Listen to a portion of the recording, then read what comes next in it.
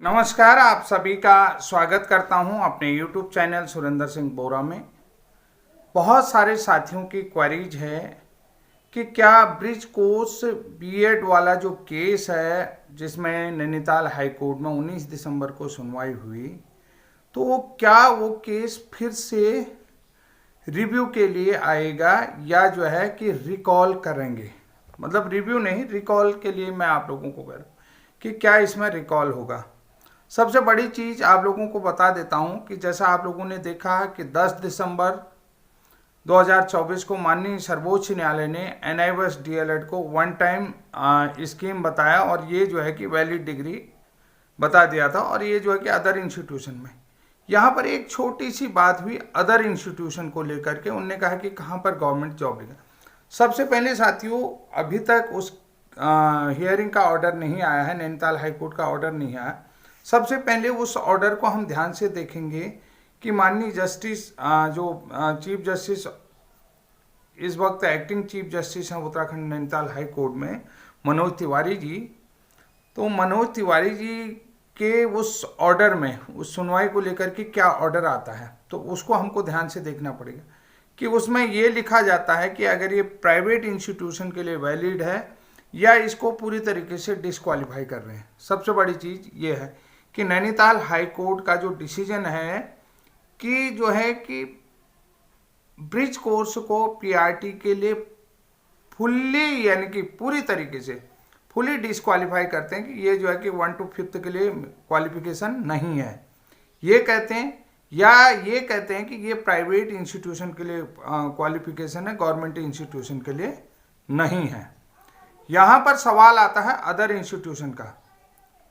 Other institution को लेकर के भी तमाम सवाल यहाँ पर आ रहे हैं कि जिस तरीके से आप लोगों ने TRE 1 में एनआईओएस डीएलएड को लेकर के सुनवाई हुई, तो वहाँ पर गवर्नमेंट इंस्टीट्यूशन में TRE 1 में जो है कि एनआईओएस डीएलएड को वैलिड कर लिया गया। ये सारी चीज़ें आप लोगों के सामने ही घटनाक्रम हूँ। उसके बाद आप लोगों को पता है 20 तारीख को नैनीताल हाई कोर्ट में ही पुनः जो है कि सिंगल बेंच में जस्टिस थपियाल जी की बेंच में एनआईओएस डीएलएड उत्तराखंड की जो है कि सुनवाई थी।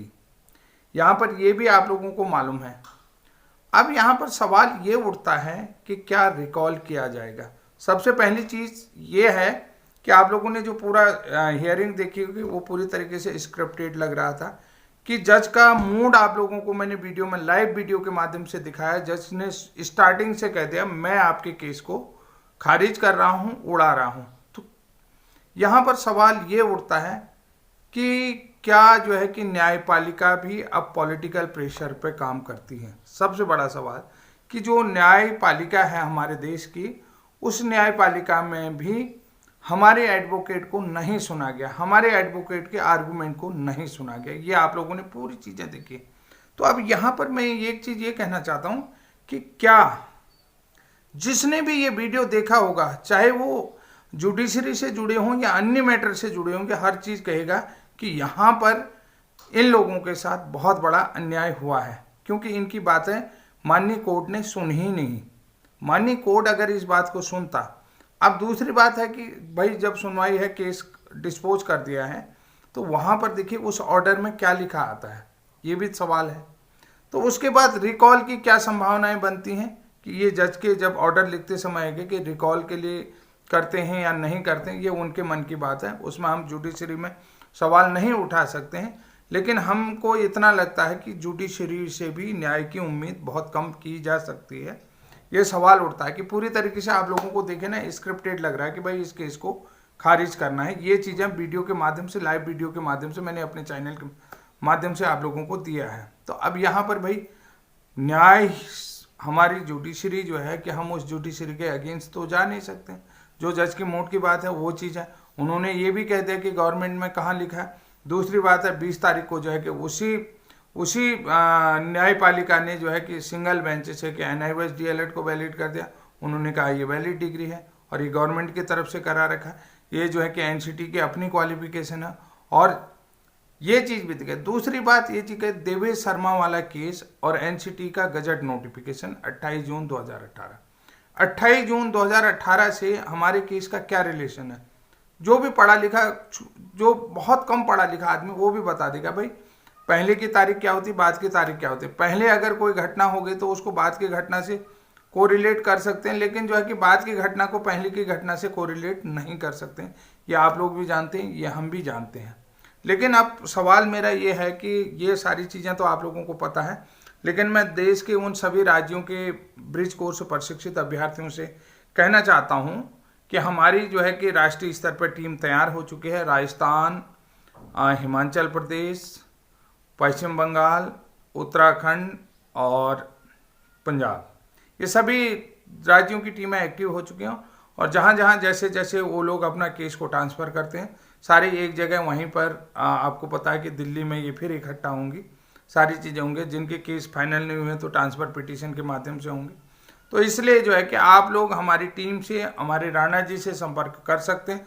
और उत्तर प्रदेश के साथी खास करके ध्यान देंगे, क्योंकि उत्तर प्रदेश के कुछ साथी पहले से हमारे साथ एक्टिव हैं। तो उत्तर प्रदेश के जितने भी ब्रिज कोर्स प्रशिक्षित साथी हैं, तो साथियों मैं आप लोगों से कहना चाहता हूं कि जल्दी से जल्दी जो है कि सुप्रीम कोर्ट के लिए आप जुड़ सकते हैं और अपना जो है कि सारी चीज़ें कंटिन्यू कर सकते हैं, कि क्योंकि अभी उत्तर प्रदेश में सीधे ही भर्ती आने वाली है।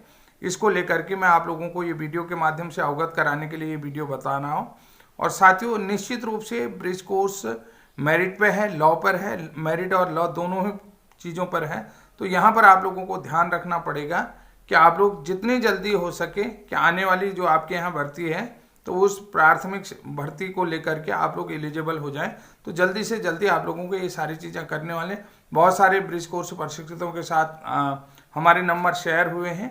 तो यहाँ पर मोहतसिम भाई हैं उत्तर प्रदेश के बिजनौर के, तो उन लोगों से संपर्क कर सकते हैं। बाकी अपनी टीम का भी नंबर मैं आप लोगों के साथ शेयर कर दूंगा कि वो उस टीम के नंबर के साथ आप लोग कॉल कर सकते हैं। डिस्क्रिप्शन बॉक्स में मैं आपको अपना नंबर यहाँ पर दे दिया जाएगा, उस पर आप लोग कॉल कर सकते हैं। बाकी के लिए आज के लिए इतना है, तब तक के लिए धन्यवाद। जय हिंद, जय उत्तराखंड।